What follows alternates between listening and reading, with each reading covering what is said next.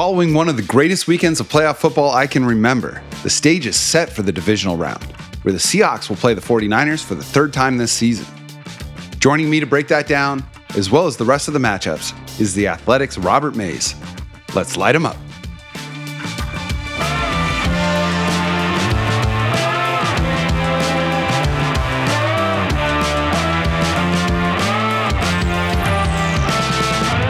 I'm Jacson Bevins, and this is Cigar Thoughts.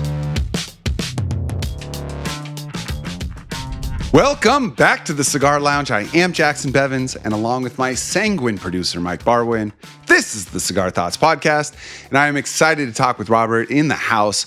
But first, cigars and whiskey. Cigar Thoughts is proud to be partnered with Seattle Cigar Concierge and Belveni Single Malt Scotch Whiskey. Seattle Cigar Concierge and I have teamed up to release two versions of high-quality Cigar Thoughts stogies, both of which you can purchase by following the link on the show page or by visiting cigarthoughtsnfl.com. Mike and I love doing the show, and there are two ways y'all listening and watching can help support it so that we can keep the episodes coming. One is by purchasing the cigars, and the other is by subscribing to our YouTube channel at Cigar Thoughts, where you can watch full episodes as well as the funny and insightful clips that Mike puts together. Give a thumbs up to the stuff you like, and let us know what you think in the comments. And of course, you can listen to us everywhere you get your podcasts. Look, I can't remember the last time I had this much fun watching a slate of NFL games, and even with the last two matchups being a little less dramatic, Wild Card Weekend was a euphoric experience as a football fan. It leaves us with 8 teams, including the Seahawks and 49ers, and the matchups this week look every bit as invigorating as last week's. Joining me to take a look at what happened and what's about to is one of my go-to listens for high-level ball talk. He hosts the Athletic NFL show and, like me, is forced to balance his analysis with the thrill of having his team still in the fight.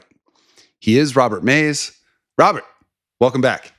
It's good to be here, man. What a 72 hours of football. I'm sitting there at some point during the Eagles-Niners game when it looks like another one of these things is going to be coming down to the wire, and I'm like, they have calibrated this thing about as well as you could. Like Roger Goodell is just sitting back there watching the money pour in. This is an unbelievable product. And I think that wasn't hard to predict, given how wide open the playoff field felt.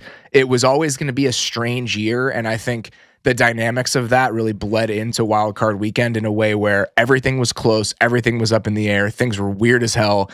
I had a great time. I cannot wait for the next 2 weekends of football. Yeah, it certainly felt like the table was set in a way that's really rare for the NFL in the playoffs, and that there were no obvious top dogs. Like, you can look at the 2 number 1 seeds, but I think the Seahawks have played great. They're flawed. I think the Broncos have played great. I'm not sure they're the best team in the AFC, and I think we had multiple road favorites in the first round, which is rare, like 3 or 4 of them. And then, the first 4 games, they delivered on this promise of, hey, it really is wide open this year. And we saw those first 8 teams and 10 of the 12 really bring it. And I think that even some of these teams that lost in the first round, like the Jags, for example, can hold their head high on how they played in that game, because it took a superhero performance for them to lose what's been a really promising season. And it feels like going into next year, because I expect the Chiefs to be better, I expect the Ravens to be better, and a couple of others, it feels like even next year there's no obvious dynasty happening or even a trend in that direction. I absolutely love it, because you have these teams in the NFC that I think top to bottom are really well put together. The Rams feel more fragile than a team like the Seahawks just because Stafford's age, right? I mean, I think you could make a really serious argument that this is going to be the Rams' best shot with this current construction, just because who knows what his health is going to look like. Devontae is aging. Like, their ecosystem on offense. I mean, Stafford had the best year of his career. I don't think that's insulting to say that, like, this might be their best opportunity on that side of the ball. But these teams, and Philadelphia is a perfect example. The Eagles are in this cycle where when they have a decent offensive coordinator, they go to the Super Bowl. When they don't, they flame out at the end of the season. Well, if they get one next year, they'll probably be back in the mix as a team that has a ton of talent on both sides of the ball. It's just the sport is in such a good place. And I think part of that is because we had this era where you had Mahomes and Allen and Lamar that came in after all of the that golden age of quarterbacks. So it was really just those three guys in Burrow that really made up the contenders and like that new class of guys. And then there was a little bit of a lull after that. There was those couple years where we had the Kenny Pickett draft where there weren't that many new guys coming in.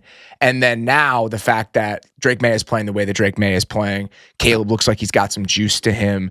I just feel like there are a dozen teams right now that feel really compelling over the next couple seasons. And that's a really fun place for the league to be. Yeah, no, it's a great point. I mean, even you don't have to go back too far to get to the 2021 class, which was so heralded. I think they had 5 picks in the top half of the first round. And until Trevor this year, none of them done shit, really, compared to what the expectations were. And I think it's become so much harder. A lot of it has to do, I think, with how college football is constructed now. It's so much harder to develop NFL quality quarterbacks. And also what it takes now, what you're seeing from these top quarterbacks is a athleticism, a dual threat aspect to the game that isn't what it took for Phillip Rivers and Peyton Manning and Tom Brady and Ben Roethlisberger to excel, Drew Brees, etc. It was always a bonus. It was almost like a sideshow if you had a quarterback who could run. Now, the best athlete on the team in Pee Wee football is playing quarterback all the way through, but you're missing out, I think, on some of the fine-tuned stuff. We fall in love with all the off-platform stuff, but the really technical things that allow Phillip Rivers to step in after 5 years and run a coherent offense better than some other quarterbacks. I mean, if he had the arm strength, he would have been out there and been perfectly fine. And so that part's really interesting to me. I think the other thing that really stood out to me this year, and I was talking about this with Mike Golick Jr. last week on the show, is it almost feels like having the elite quarterback has been less necessary this year than it has in the past. Like, you look at the teams that are still playing and you've got Matthew Stafford and you've got Josh Allen. And then after that, it's a bunch of great defenses and some magic. I think that's true to an extent. I think that was true in the regular season. But then you look at what Josh Allen did against the Jags, and you're reminded of how important it is when you get to these moments to have one of those guys. Yeah. Right? I mean, Josh Allen being able to do what he did in that game, it was funny. We joked about it on Saturday night or Sunday night after the game happened. He played a magnificent football game. Mm-hmm. He was 28 of 35. He was almost perfect. Like there was almost no negative moments from him in the entire game. Where would you rate that? If you had to grade that Josh Allen performance compared to like the other Josh Allen performances, what is it? It's like a B+, right? That's the right? Nuclear scale. It's probably like a B+. He was so good, and it still felt like there was another gear available to him that we've seen him reach before. That's how good he is. And even in the Patriots game, the Drake May did not have a great Drake May performance. The Chargers defense is a pain in the ass. Like a significant pain in the ass. I love what they do on that side of the ball, but he still made 4, 5, 6 incredible plays in that game that ultimately were the difference for New England's offense being able to overcome what the Chargers defense was in a way that the Chargers weren't on the other side of the ball. And so I do think that these complete teams over the 17-game regular season kind of reframed the way that we're thinking about the sport right now. But when you see what these guys that are at that level of quarterback are capable of in the playoffs, where it comes down to 3, 4, 5 plays, I still think we're at a place where having one is significantly better than not having one. Certainly. And I hope no one out there is hearing what I'm not saying, like, for sure. But it was a prerequisite in previous seasons, in most previous seasons. And it doesn't feel like it. I mean, you even mentioned Drake May. Like, yeah, he did have a few great plays in that game, but that wasn't the type of game that's just going to win every NFL game. Their defense held the opposing team to 3 points, right? And that allowed a late touchdown to, get you to 16 points and feel like a comfortable victory. I mean, CJ Stroud was awful last night. I mean, just as bad as I've ever seen him. And it didn't matter because you've got that defense. And it is cool to feel like there are different fighting styles. It's like back when UFC first started. Right now, it's all mixed martial arts with a jiu-jitsu base, et cetera, et cetera. But back then it was like a boxer versus a grappler, versus a Muay Thai fighter. And it was like all these different fights. And it's like, let's see which one, reigns supreme in the octagon. That's kind of how the playoffs feel this year. And we're down to the 8 teams. And I want to use the preview of each of these 4 games that we've got this weekend to also give you an opportunity to talk about what we saw from each of these teams the previous week. And I'm going to start with your guys. The Chicago Bears, man, might be the most fun story in the NFL. They are for me. It was really them and the Jags. And man, the way that they won against the Packers, the way that they've won so many of their games this year, were you surprised that they won that game? Like, talk to me both as a fan and as a professional analyst, what it was like watching that game. How could you not be surprised? They were getting dog walked for the entire first half of the game. It was 21-3. It's when you're sitting there at halftime, my only thought was, I really hope that they don't get just completely blown out over the course of this game. Because watching that team this year, they're a flawed team, right? They have their issues. The defense is still not a very good unit, and the offense is incredibly young. If you look at the most important component parts of the offensive line has experience to it, right? I mean, that you bring in Joe Thuney, Jonah Jacson, Drew Dahlman, like that's a veteran-laden group.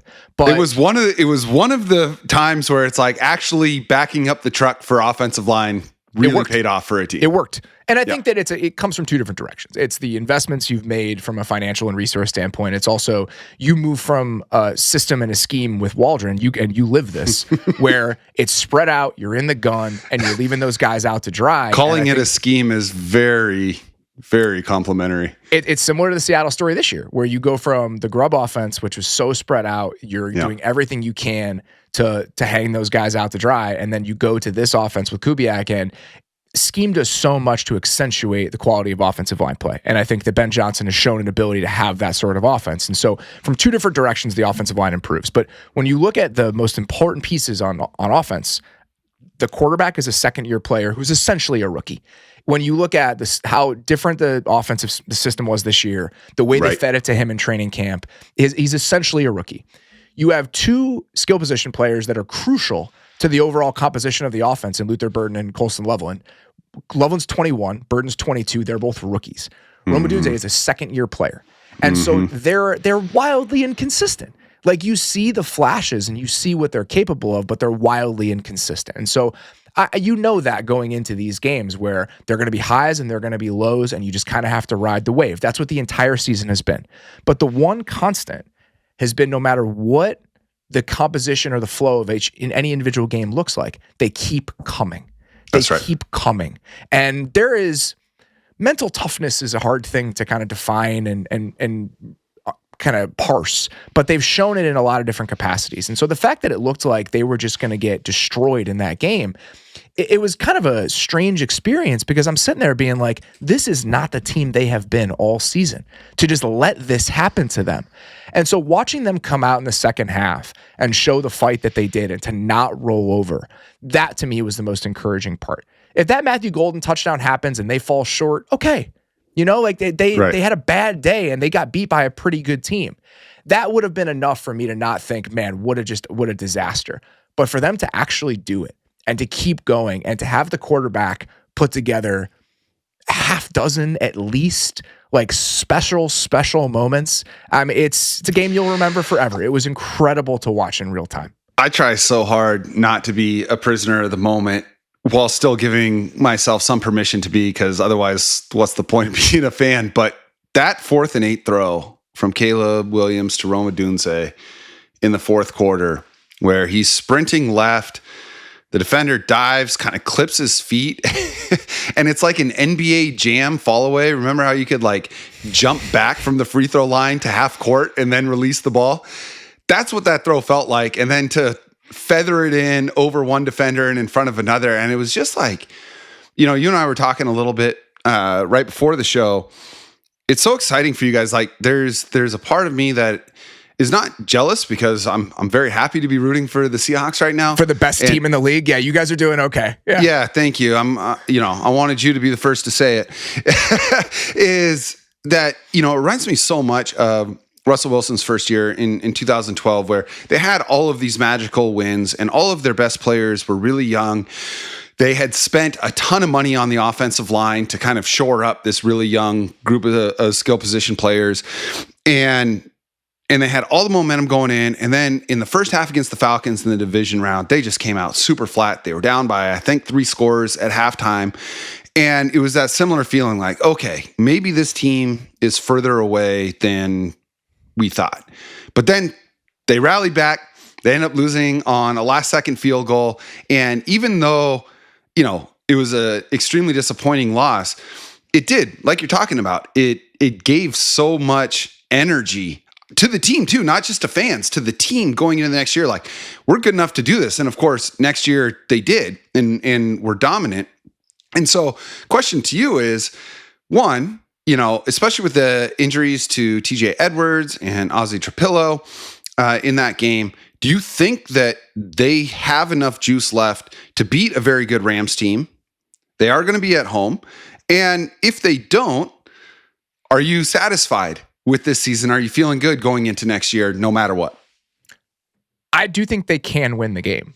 I think they have enough to win the game. And because Trapillo has been, the fact that we haven't noticed him very much as a second-round pick who has started about 2/3 of the year, that's a good thing. But Benedict played this year. It's not like he's a backup tackle or a swing tackle who hasn't played at all. And so I think the downgrade from one to the other isn't significant enough where it's going to torpedo your entire offense. And God bless TJ Edwards. He's not had a good season.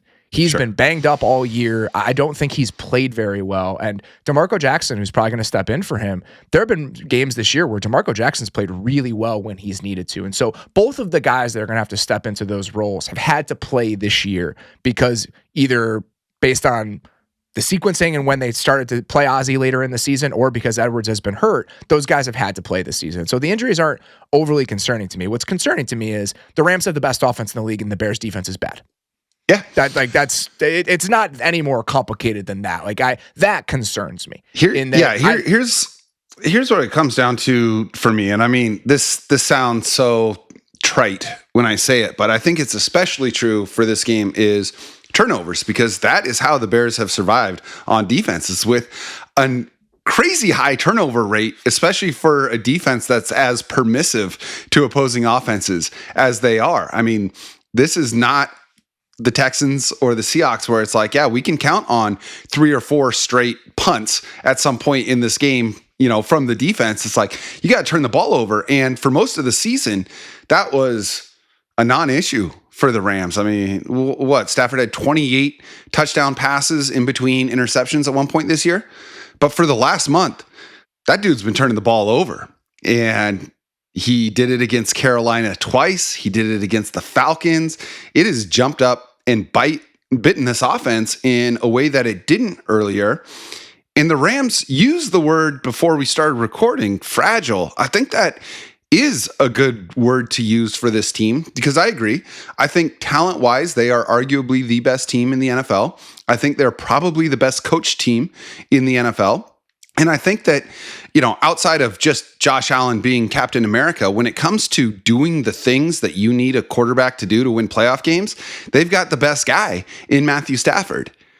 But this really feels like they're vulnerable to some Bears magic this week. You need some of the same things that happened with the Panthers last week. You need to win the turnover battle. You need one special teams flub from the Rams, which you watch that up You're close going to get personal. that. You can get one.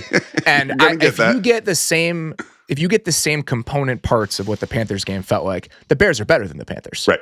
The Bears offense is legitimately explosive and scary. The Panthers finished 25th in offensive DVOA this year. It's a cool story, but the Bears have teeth in a way that the Panthers don't. Yep. And so you need the same sort of stuff to happen, and you need your offense to come through in a big way. And the corners for the Rams, you can get after the corners for the Rams. And so if the Bears can hold up in pass protection, I do think that there is a way that they can move the ball consistently in this game. So Am I scared of the Rams? Absolutely. I think you'd be crazy not to be when you understand the gear they can reach offensively. But do I think this is a lost cause? Absolutely not. Yeah. Yeah. I was thinking about this game, and it feels like, proverbial gun to my head, I'm picking the Rams to win this, but it feels a lot more like a 53-47 proposition than even like a 60-40 to me, especially if it's going to be cold and windy in Chicago, because that is the equalizer, and the Rams can run the ball well, but the Bears can run the ball really, really well. And we've seen games where the Rams have just been pushed aside, and they're pushed aside by dynamic blocking schemes in terms of really being able to move guys around. And I don't think anybody's doing it better than Ben Johnson right now. I mean, there was that one run, and I can't remember if it was Monangai or Swift. I think it was Monangai, and they pulled two linemen from the left side to the right and then ran the ball to the left. And I was just like, what is a linebacker or a safety supposed to do when their keys are telling you everything about this is going left, but actually we're going to run the ball inside the box away from our protection? It's like really, really letting your nuts hang in a run game. It's not just like, hey, look how cool we are winging the ball all over the field. Sure, we can do that too. But that's the type of thing that I think has the potential to put the Bears in a situation where the Rams are pressing. And if you get the Rams pressing, that's where the turnovers can come. Yeah, I think that the Bears offense has to have its A game in this game. I think anything less than that, it's going to be tough, because I still feel like even if you get one or two on the other side of the ball and they give it back to you, I still think the Rams are going to be able to move the ball consistently enough where you're going to have to put up points to win this game, even with potential turnovers, even with the weather. So yeah. I'm excited to watch it. Like I think that the very fact that the Rams are favored, I think by 3.5, if I had told you on Halloween that the Bears would play the Rams in a playoff game, it would be in a 3.5 point spread, you couldn't even imagine that reality. And so the fact that we're here and that's what it feels like, I don't really believe in moral victories when you get the divisional round, but that seems like a win in and of itself when you're thinking about the overall trajectory of this team. Yeah, imagine me telling you on Halloween that the Bears would be hosting that game. Yes, yeah, exactly. All right, but I do got to get a prediction from you. Who do you think wins? Oh my God. You know what? Whatever. I think the Bears win. Why would I say otherwise? Like, what is there for me to lose? Man, absolutely. Like, whatever. I think the Bears win, because at this point, who cares? Well, on the other side of the NFC bracket, we've got what's a back-to-back rematch for the Seahawks, and one of those rare, cool instances where NFL teams play each other for the third time. The Seahawks and the 49ers played in Week 18, and it was more one-sided than the 13-3 score would indicate, but this is still Kyle Shanahan. I think that he is one of the best adjusters in the NFL. Look no further than this season, probably his most masterful coaching job with all of the injuries that they had. They lose George Kittle, their last best remaining non-CMC weapon, and it didn't matter. It didn't matter. They just out-schemed the defending champs on the road to win that game. And just because Mike McDonald has held the 49ers to 20 total points in their first two matchups, I'm not counting on it going that way in this one. Talk to me about what you'll be looking for when you watch this game. Do the Niners have any path on offense? I think that becomes the biggest question, because I think that there is a world where the Niners can have that game from the Seahawks again on the scoreboard, right? I think that they were unlucky. The Seahawks were unlucky to only put up that many points in terms of how efficiently they moved the ball down to down. But I think that there is a world again where you could have a down game from the Seahawks offense and they can end up with 16 points. I don't think that's going to happen. Like, I think the Seahawks offense is better than that, but it's not impossible for me to imagine. The question's going to be, can the Niners do enough on offense to take advantage of that? And it's just hard to imagine. I think it's hard to bring yourself to that world when you think about no Kittle and when you think about what the Seahawks defense is right now. The Eagles defense is good, right? It is a good defense.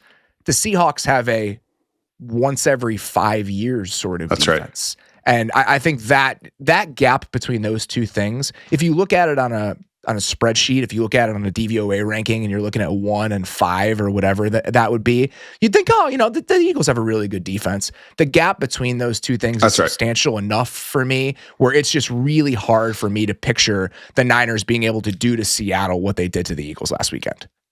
Yeah, and the way that the 49ers win and the way that they've historically won with Shanahan is something that the Seahawks defense is uniquely qualified to counteract. And we've seen it in 2 games. The way that McVay and Shanahan spammed late stage Pete Carroll for 4 or 5 years in a row was you just attack the middle of the field and you put the linebackers and the nickels in positions where they have to carry routes, crossers and sail routes and over concepts and combos where you have multiple layers of routes in the same section of the field. And, one of those guys is going to get wide open, and it happened all the time. I'm trying to remember because even the Legion of Boom defense, the way that they played was so different than the Mike McDonald defense. What I see with Seattle's corners that's so unique, and I'm trying to remember the last team I've even seen be able to do this, like 1 through 4 with their corners, is run full speed with a long developing route and not lose that level of connection with the receiver. Oftentimes, when you see a cornerback break up a deep play, it's because they're having to make up ground late because it's really hard to stay with a receiver who knows where he's going for 4 seconds. But Reek Woolen and Devin Witherspoon, even Josh Jobe, these guys are sticking like Velcro to these receivers all the way through the route. I don't think that Brock Purdy, and I like Brock Purdy, I don't think he has the type of arm like a Matt Stafford who can really access the types of throws it takes to win 20 yards downfield against this defense. So it's all run after the catch. McCaffrey's not really a run after the catch guy anymore. His explosive play rate this year was 0. So it's about being able to get 5-8 yard chunks and keep the ball moving that way. And then maybe you catch a defense slipping and get a big play. The Seahawks defense doesn't sleep. And the way that they tackle doesn't allow those passes around the line of scrimmage to gain anything afterwards. We saw that in week 18. Everything got snuffed out as soon as the ball reached the catch point. There's so many different layers to this. And I think that if you watch Seattle play all of those crossers and inbreakers, and I haven't actually watched the film of that game back over. I'm going to do that over the next couple days, but just in real time, watching like the dots and just like the way that the defense was moving. And then, you're obviously, when it's the only game on, you're seeing all the replays and it's just the way that they play all of those crossers and inbreakers over the middle of the field and the way the linebackers do it specifically, even like Drake Thomas, it's just such a statement on how well the defense is coached, where you watch him carry a vertical route and then clamp down on the crosser that's coming back underneath it and just with perfect timing. It's just the way that this defense is coached, orchestrated, everything is phenomenal. And I think your statement and your thought about the underneath routes is exactly right. The depth that the Seahawks are going to get in the second level in some of those zone coverages, they're going to make you check the ball down. And there's such a physical, talented defense that if you consistently live that way, you're going to have a really bad time. Stafford, in my opinion, is uniquely positioned to attack what the Seahawks are, because if you're going to be playing all of these zone coverages and you're going to have Ernest Jones or Drake Thomas sitting there in the hook against some sort of inbreaker, Stafford has this combination of he's so good at moving zone defenders with his eyes. Oh my gosh. And the arm strength is so good that if there is a little bit of a window that he's able to create with that against zone coverages, he can fit the ball into that. That's just not what Purdy is, right? Like for him, it's about the separation is kind of created within the offense, and he is so good at layering balls with anticipation into some of those windows, but those windows aren't big enough against Seattle for that version of the Niners offense to be that dangerous. Like, if you're going to beat Seattle as it's currently constructed, you probably have to run the ball, and they don't let you run the ball. And the 49ers aren't that good at it. They're not good at it. And so that to me is what becomes the most concerning thing, is that, and we're doing a video on our YouTube channel this week about how the Seahawks have kind of created the perfect modern defense, right? Where you can play with all these light boxes and still be the best run defense in the league. And so that perfect modern defense the Niners are like a uniquely positioned modern offense. And so watching the way that the Seahawks are set up in order to combat what the Niners are, that was the entire point. The entire point of hiring Mike Macdonald and what Mike Macdonald has built is to slow down a team like the Niners that doesn't have a quarterback, while he's a good player, that is a different sort of passer like Matthew Stafford is. And so I just think that the way everything is set up and constructed, it's going to be a really, really tough day for the Niners. Yeah, I sure hope so, man. And, we talk so much about the scheme and the speed of Seattle's defense. One thing that never gets talked about, they're a fucking tall defense. They're so tall. The size is what, especially up front, the size is what sticks out about them. When you watch it, they're disrupting passing lanes at the line of scrimmage. Forget the fact that Reek Woolen is 6'4" and Nick Emenwari is 6'3", and they have all of this length with their linebackers dropping into coverage. Just getting the passes past the line of scrimmage is a challenge. Watching, and I think that Mike did such a good job of this last week and I wanted them to play this way. I wanted them to blitz a little bit more than they might otherwise, not necessarily to blitz in the way that we think about it, right? Where it's like, oh, you're trying to get free runners and you're trying to create havoc. I think for them, some of the zone blitzes that they've used against the Niners and what they've used all season is a way to get one-on-ones and to condense the pocket. And against the Niners specifically, I think that's the way that you want to play. You want to be condensing the pocket as much as possible, and that it gets enhanced when you're sending 5, but you already have the body types to be condensing the pocket.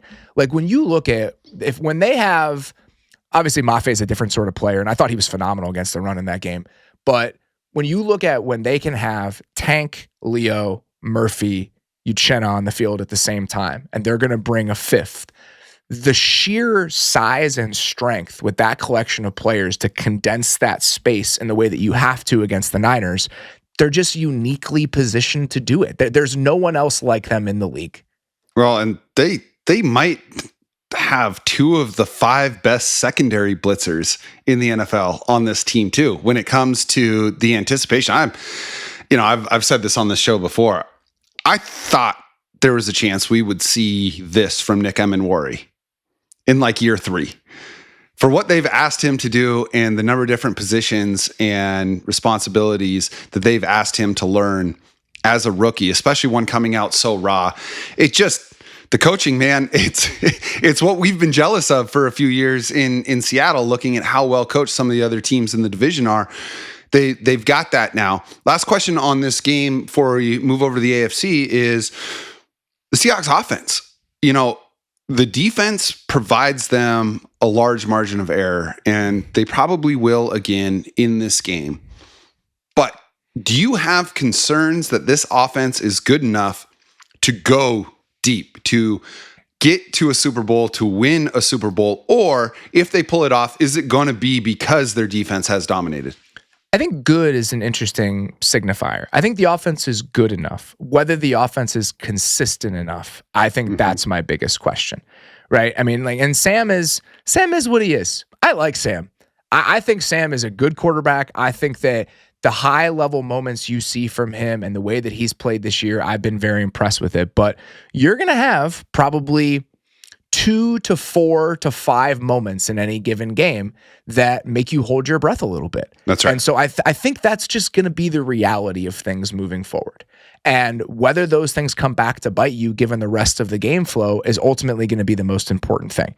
I will say, and I'm curious to study this week and see what the root cause of it might be, them having a little bit more life on the ground recently than they had at certain times this year, I think that becomes a really important consideration. And I'm wondering how much of that is a Niners defense that can't stop the run, how much of that is the way that Seattle's front is playing. But when you have an offense that can feel a little hot and cold in the way that Seattle's can, if you can tap into a run game that calms your heartbeat a little bit and gives you a little bit of consistency, I think that becomes a really nice thing to be able to tap into. And so if that can become something that they have in their bag heading into the playoffs, I think it becomes a little bit easier to ride some of those waves that we've seen from them in the second half of the season.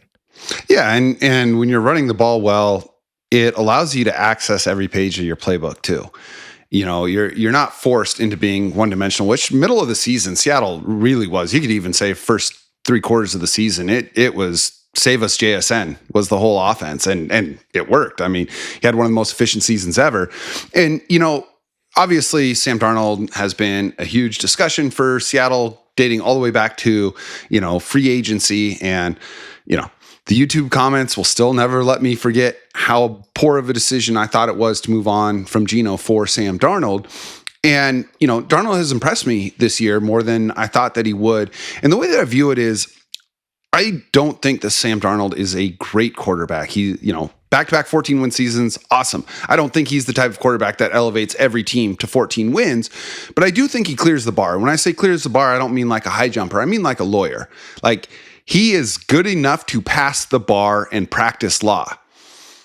And you're going to feel pretty good with him representing you in most cases. If you're going against Johnny Cochran, maybe not. But he is good enough to practice law. And I think with this team, the case is strong enough that he can successfully argue it to a victory. And I'm hoping that's enough. I want to switch over to the AFC and start with the 1 seed over there. The Broncos, they're the 1 seed, home field advantage. They feel gettable. And I'm sure that they probably would rather be playing the Jags than they are the Bills, even though I think the Jags top to bottom are a better team than Buffalo. How do you see this game going? The Jags stopped them a few weeks ago. I mean, I know. The Jags really got them a few weeks ago. I think Buffalo is dangerous in a playoff setting. And I think that they're dangerous in a playoff setting for multiple reasons, but especially in the AFC specifically, because the Bills' biggest issue, and we saw it last week against the Jags, their run defense is bad. Mm-hmm. Their run defense is, you can get on top of them if you're able to run the ball efficiently. The last 3 teams left in the AFC playoff field, they're not teams that are just going to sit there and run the ball down your throat. The Broncos have had stretches this year, but they have not been just a methodical weekend. Despite the offensive line talent, they are not that sort of team. The Texans are not that sort of team. Like, watching the Texans run the ball efficiently against the Steelers yesterday was weird. Like, watching it happen in real time, I was like, I don't really understand what's happening right now. And then the Patriots, that's not the sort of team the Patriots are. Yeah. The Bills have 2 things that I think, when you look at what works in the playoffs and what matters, are hugely important. They have the best quarterback. They have the best. You can make a very serious argument he's the best player in the world, and you saw why in the way that he played last week against the Jags. That's massively important. 2, their defense, I think, is uniquely positioned and well-positioned to be a capable playoff defense because of what they can do on the back end. Their ability to kind of unleash these bespoke game plans against teams the entire season. You saw it happen multiple different times. The 2 that really stick out to me before that game against the Jags, which they did it again, the game they played against the Chiefs, where they're playing all this dime and they're doing all these kind of funky man coverages with like multiple different droppers and multiple, guys in like rats, and just like having, it was a beautiful game plan. It was perfectly orchestrated. And then you watch what they did in the second half against the Patriots and all of the man they were playing, all the 2-man that they're playing, and just really muddying it up back there. The combination of those 2 things, that's enough.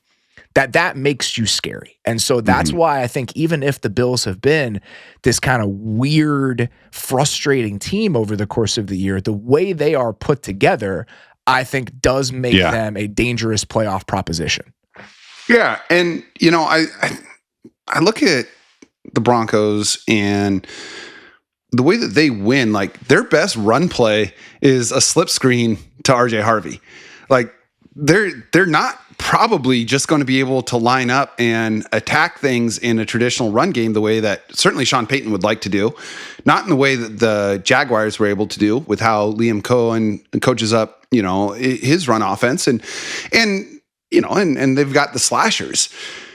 It's going to take a Bo game, and Bo Nix is another one of those guys, kind of like Sam Darnold, where it's like, how much of the team's success is his? He certainly has the highlights to back up the draft position. Does he have the consistency? Because the Broncos, for a 1 seed, feel a little bit like a big letdown game could happen. And that's rare to say for a 1 seed playing their first playoff game. I am not convinced that this offense can go drive for drive with Josh Allen, even though, again, like the Jaguars, I think top to bottom, it is a more talented team. And we don't think of the Jags as a great defensive team because the way Trevor Lawrence played down the stretch and, the way Liam Cohen has made his money doesn't lend the conversation towards that. But that Jags defense was excellent this year. And when it mattered, it didn't matter. And so I'm going to be curious to see if this Broncos offense and Bo Nix can go drive for drive with Josh Allen, because I expect Josh Allen to lead an offense that scores 3 touchdowns, at least in this game. I think in order for that to happen, if the Bills run the ball against the Broncos the way they did against the Jags, I think they lose the game. Because they just could not run the ball against Jacksonville. But the quarterback was able to make enough plays against a Jacksonville team that, while much better than anyone could have anticipated, and I think extremely well coached on that side of the ball, doesn't have the horses in the secondary that the Broncos do. If you're going to be Broncos defense is so legit. If you're going to be sitting there in a bunch of 2nd and 9s against this Broncos team, I think you lose. But I don't anticipate them running the ball as poorly as they did last week against the Jags. And the Broncos defense and the Broncos run defense is good. But I think that was an outlier rushing performance from the Bills. So I think that becomes a necessary component of them winning the game. The other side of it, and you mentioned it, the best run play for the Broncos is spitting the ball out to Marvin Mims or whoever it is and getting their players the ball in space. How the Bills tackle in space in this game, I think, is going to go a very long way in whether or not they win the football game, because their pass defense, again, it can be really good. I think they finished 10th in pass defense success rate. Some of that's driven by a second half against the Eagles where they didn't complete a pass and playing the Browns in the back half of the season. But their pass defense specifically is capable of giving you a hard time. They are not a physical defense. They're not a great tackling defense. And that extends to the run game, which we see all the time. But I think that's just playing in space, period. And so against the Broncos, they are going to throw the ball short of the sticks consistently. That's who the offense is.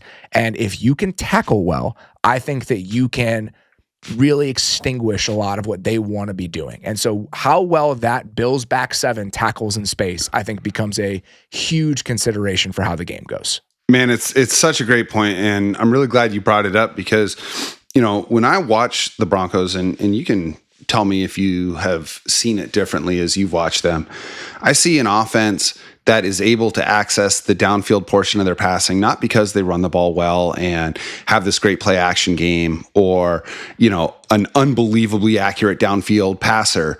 It's that when they are successful with those passes around the line of scrimmage and they're getting their playmakers 8-12-yard gains where they're making that first guy miss and they do a tremendous job of blocking downfield and getting out ahead of those receivers, then you really do start to see those secondaries play downhill. And once you've got them committing to attacking the line of scrimmage over and over again, you're able to go over the top with a well-timed play where the window is big enough that a quarterback who, let's be honest, is consistently one of the lowest on-target passers for passes over 15 yards in the NFL through the last 2 years, you can create windows big enough that he can still beat you with those throws because there is a big cushion against defenses that are charging up against the line of scrimmage. So I agree with you. I think how the Broncos on their first 2 or 3 drives, what their success rate is when it comes to these short passes is going to determine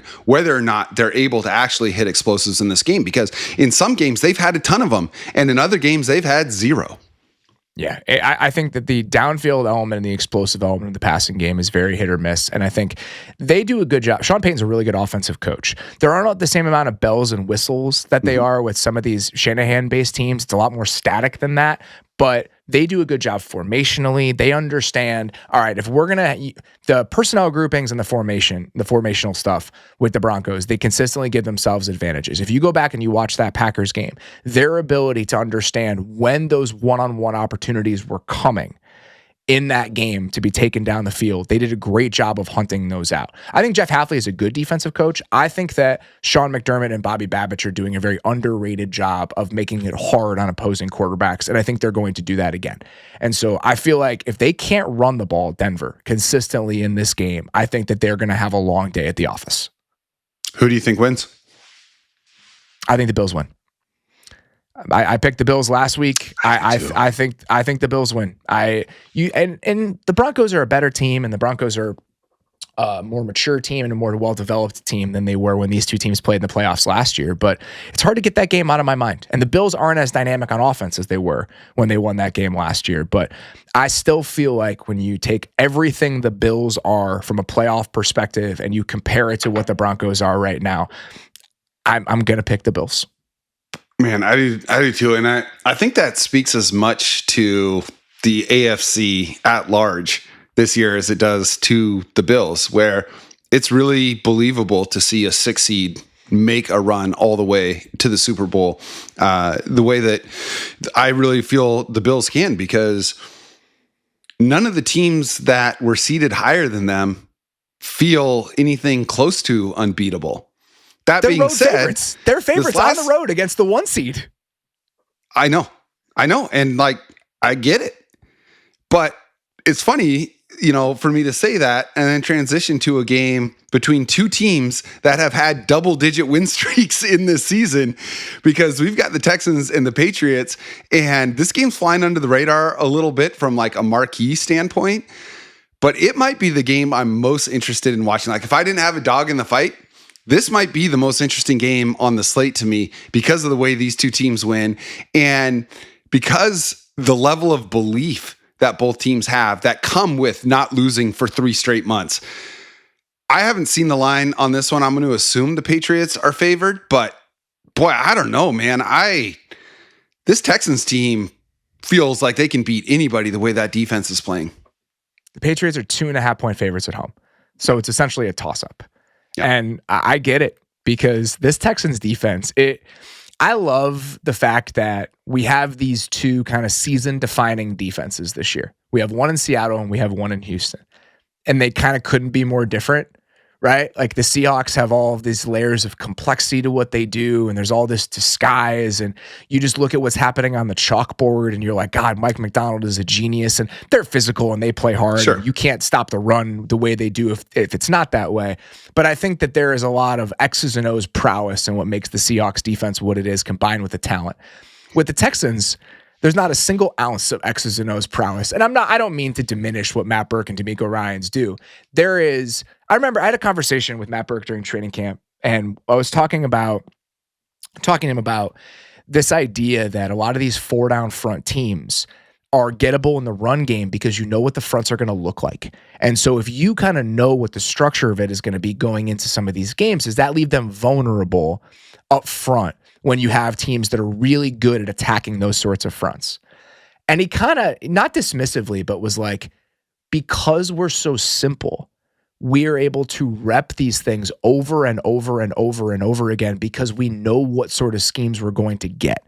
And so it becomes this thing where you get to like this granular level of specific positional coaching that allows you to overcome the simplicity when you combine it with the talent and the mindset that they bring to the table. And so the fact that that's what the Texans are, and then you have what the Seahawks are, to me, it's beautiful. Like, I love how stylistically different they both are. And the fact that in this season where it feels a little bit muddy and it feels a little bit wonky, we have these two defenses that in most years, it's really hard for a defense to carry you all the way to a championship. But this year specifically, I don't know, man. After watching that game last night, I don't think it's a crazy thought that the Texans are capable of at least reaching the Super Bowl because of what that defense is right now. Yeah, I completely agree. And, it goes back to our conversation at the top where it's like, this playoffs is really giving us these two different styles of contender, where it's like a good enough quarterback. And I think even with how he played last night, which was ass, CJ Stroud is a good enough quarterback. Weird. Dude, it was so weird. It was such a weird game. It wasn't just the turnovers. I mean, just missing guys. It was wild. But he was losing his mind in the pocket. He was which is not something that normally happens to him. What a weird game. And listen, if this was like rookie year first playoff game, oh man, the stage is big. You know, you can understand a guy maybe being a little bit rattled in this moment. This is his 5th playoff game. Like everything about it was so strange to watch. And it didn't matter because that defense is so dominant, and It didn't matter. You're right. Stylistically, them and the Seahawks couldn't be any different, but spiritually, they feel like the old Seahawks defense. That Seahawks defense, the one that I've been resisting the urge to compare this Seahawks defense to, and they win in different ways than the LOB defense did because their pass rush is better. But like I said, spiritually, it's ball up top. We're going to line up. You know what we're doing. Come beat us with it because we've got the guys, and because we're so disciplined in these routes and in these responsibilities that you're just going to have to out execute us. And there's not a lot of teams in the AFC that can just go out and out execute a defense that's playing like this. The Patriots might have that offense if you get good Drake May, like MVP caliber Drake May. I was smiling when you were saying this as you were kind of teeing up the game, but I think my favorite individual matchup of this round might be Drake May against the Texans defense. Because we do this with quarterbacks all the time. You know, it's tempting to watch a guy be exciting early in his career and then try to immediately insert him into discussions that maybe he doesn't deserve to be a part of. CJ Stroud 2 years ago. That's exactly right. And I think that Drake May is on a different level than that year we got from CJ Stroud and even that year we got from Jaden Daniels. I picked Drake May to be the MVP of the league. Like, if you look at what Drake May has done and you dig a little bit deeper with some of the numbers and what I said this on our show, and I firmly believe it. I think Matthew Stafford, for most of this season, played as well as you could play while doing what he was asked to do in the Rams offense. I think that Drake May is asked to do a lot more for the Patriots offense, and that's why, to me, he's the MVP. And so I think he's on a slightly different level than even some of these other younger, exciting quarterbacks than we've seen. But if you look back at the Patriots schedule from this season, to me, this isn't a strength of schedule, like they ain't played nobody thing. It's mostly the information we had about Drake May. He had not played against a good defense that was structured like the Chargers defense was. The only high quality defense the Patriots played against this year, like really, really good defense, the Bills can be whatever in certain moments, was the Browns. If you look at like top 10 defenses, the Browns are as far away from the Chargers as you possibly could be. It's all single high, it's all man, it's very simple and it's very fast. So watching Drake May, even if it was an up and down game, come out on the other side against a defense like the Chargers, it's like, okay, box checked. You know, and now it feels like he is something that feels a little bit different, and he is sort of a different beast when it comes to these playoff moments and what he's capable of. But now you go against the defense that isn't that talented, but is very well constructed in the Chargers, to a defense that is the most talented, right? Like, I think the Seahawks are the deepest defense. I think that they're the most complete defense personnel-wise. But you look at what 51 and 55 are capable of when you watch the Texans, and then you combine that with some of the DBs. Like, what Will Anderson has been this year, in any other season, he would be the defensive player of the year. Yes. He would be the defensive player we were talking about all year based on what he did. He was unbelievable this year, and Myles Garrett just happened to have the season that he did.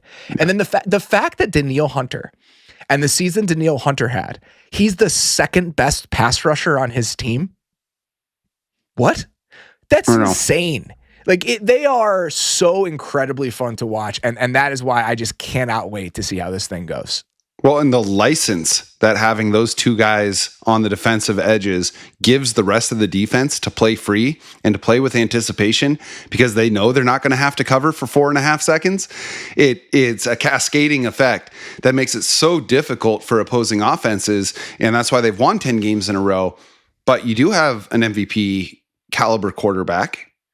You do have a terrific play caller in Josh McDaniels. Is that enough with the skill position players and the offensive line that they have to beat this Texans defense? I think it's going to come down to what the Texans offense does. Because even with Drake May playing at an MVP level this season, how many points can you imagine the Patriots scoring in this game? Do you think they score more than 21? I was just going to say 23 feels like the ceiling. That feels right. And so I think it comes down to whether the Texans offense can put up 23 points. I think that's ultimately what happens. Even if the Patriots have a decent game against this Texans defense, I still don't think they're going to score very many points. So I think this ultimately comes down to what Houston's offense does against New England. And I said this last night. I don't think any individual unit in the wild card round made me sit up in my chair and rethink what they're capable of more than the Patriots defense did. Yep. What they did to the Chargers and just how murky they made things on the back end and what that front looks like with Milton Williams and the linebackers back. That's one of those things where the Chargers offense, supporting cast is garbage. I think that the overall ecosystem is bad. But to watch them get completely undressed by the Patriots defense in that game, that's one of those moments where you're like, all right. Right. If you can do this and you have that guy playing quarterback back there in this sort of field, why can't New England do it? And so I think it ultimately is going to come down to what CJ Stroud does against that group. Yeah. I mean, CJ Stroud, if he's even just 50% better than he was last night against the Steelers, I don't think it's going to be enough. He has to be a completely different quarterback than he was against the Steelers because Steelers offense is completely toothless. And so it was just a matter of time. Like, just don't give the game away and you'll end up beating this Steelers team. You're not going to be able to do that against the Patriots because their defense has gotten consistently better, and it flew under the radar because they played a bunch of shitty teams down the stretch, but they were holding all of those shitty teams to no points. And so then they did it again to the Chargers, and it's just like, man, Stroud is going to have to access a level of play that's in the top third of what we've seen from him in order for the Texans to win. That being said, I think the Texans win this game. I truly don't know. This is one of those where like you got to give me like 72 more hours, and I got to go back and think about it because for me, and the Bears-Rams game is what it is, right? Like I can't pick against the Bears at this point. But among all the other games on the board, this one feels like the biggest coin flip. If you gun to head right now, I'm picking Houston, but I think that's just because I watched them most recently. Yeah. Right? Like that game is just so fresh in my mind that I'm tempted to do it. But this one truly feels like a coin flip, and I'm with you. This might be, just from a pure intrigue standpoint, my favorite game of the entire four. It is. That's why I said it when we switched over to this one. Like I said, if I didn't have a horse in this race, this would be the game that was the most interesting to me. I think we picked the same four winners. We didn't officially call a Seahawks-49ers winner, but I'm guessing from the conversation, you think Seattle wins that game. So we've got... You're picking the Bears? What's that? You're picking the Bears? Oh, no, I'm not. I'm taking the Rams. I'm sorry. I'm sorry. I forgot that you went with the home team. All right. Okay. I have to. I have to. No, there's no downside in doing it at this point. That's right. No, absolutely. It's a free pick. It's a free square on the prediction board. Okay, let's stay in the AFC. Bills-Texans, we don't have to spend a bunch of time schematically on this hypothetical matchup, but if you were to pick a team that comes out of the AFC to go to the Super Bowl, which of those two teams do you have? I think it's the Bills. Okay. I'm going Texans. I said at the beginning of the playoffs, I think this is a Seahawks-Texans Super Bowl. And if it is the Bills are going to have to be a lot different than they were the first time they played this Texans team, because I have never seen them look. Yeah, right. I've never seen Josh Allen get castrated the way that DeMeco Ryans and this defense have castrated him in back-to-back games. And that game, I think it was a Monday night game earlier this year. It was a primetime game, Thursday night game, primetime game. I was watching that and I was like, I've literally never seen Josh Allen get reduced the way that he was reduced in that game. And I'm sure they'll have a counterpunch, but man, it just feels like this is the Texans' year out of the AFC right now. I think that's a perfectly reasonable argument. And maybe it's just me defaulting to the best quarterback and just tapping back into that. But the way that he played on Saturday, or Sunday, it all runs together at this point. The way that he played last weekend, I'm tempted to still believe in that, even with the Texans defense playing the way that they are. But I can't wait. I mean, this is the best football weekend of the year, in a year where I think it's even more dramatic and even more pronounced just because of what the field looks like. And so I cannot wait to just let it wash over me, even though I'm going to be an absolute mess from about 5:30 Central until about 9 o'clock Central on Sunday. Yeah, you are. All right. You got Seattle coming out of the NFC, or you think the magic continues for the Bears all the way? Because the matchup isn't real, I can say Seattle. Yeah, Okay. Yes. I'm gonna. We'll pick circle Seattle. back when they're actually playing. Okay. So if you get this right, $10,000 tax-free deposited into your account. Who wins the Super Bowl? Seattle. Yeah. Right now, I just think that they're the best team. Top to bottom, I think they're the best team. I think the offense has enough, and I think the defense is truly special. And I believe in them. And it's all the little margins too. It's the special teams. It's just the fact that just top to bottom, I think that right now they are the best team. And so I am tempted to believe in them. And as much as my consolation, if the Bears lose, is getting Rams Seahawks through in the NFC Championship game as an NFL fan is not any better than that. No, that would almost feel like the de facto Super Bowl to me, in much the same way that in 2013, Seahawks-49ers felt like the de facto Super Bowl. And when you say that, now the Texans defense is going to be waiting for you on the other side, and you're going to regret it. And that, I think, God, that would be so fun. What a fun Super Bowl that would be, watching those two defenses go at it. All right, well, we both got the Seahawks winning it all this year. I can't think of a better place to end the show. Robert, thank you so much for your time this morning, man. Absolutely. Talk to you soon. Yeah, you bet. Hey, before you go, just remind everyone where they can get more of what you got going on. The Athletic Football Show, available wherever you get your podcasts. We do live recap shows. We've done 3 of them over the last few days. We're going to do 2 more of them.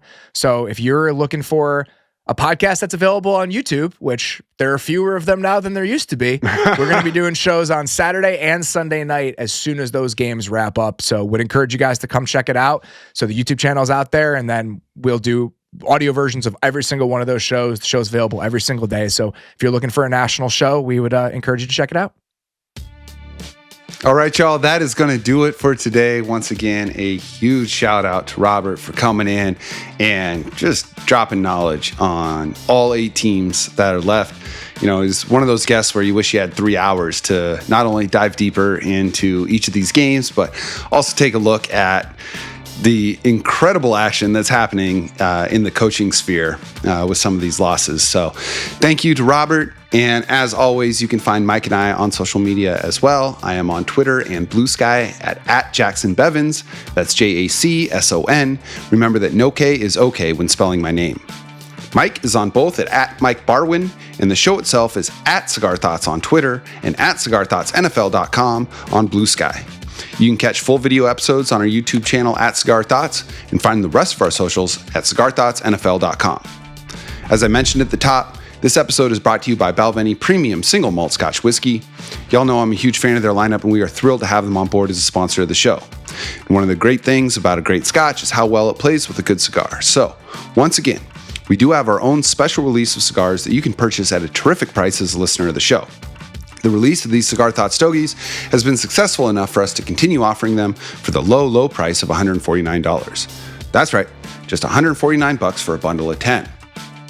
As many of you know, we partnered with one of the most prestigious cigar manufacturers in the world to release these official Cigar Thoughts cigars, which you can order directly from CigarThoughtsNFL.com. Just follow the link on the show page to get these easy-to-smoke stogies rolled with 13-year aged premium Dominican tobacco leaf, or hit us up on Twitter or Instagram and we'll send you the details directly. The cigars come with a Boveda humidification pack and a Mylar storage bag to make sure they stay fresh whether you have a humidor or not. Of course, you can listen to this show at fieldgoals.com and everywhere you get your podcasts. And if you're listening on Spotify or Apple Podcasts and you like the show, drop us a 5-star rating and leave a quick review. Thank you to all of y'all for your continued support of this show. We know you've only got so much time for podcasting in your life, and it is an honor to be a part of that for y'all. Please know that by sharing this show on social media and with your friends, you give us the juice to keep making this happen. We'll be back soon, but in the meantime, onwards and upwards, my friends.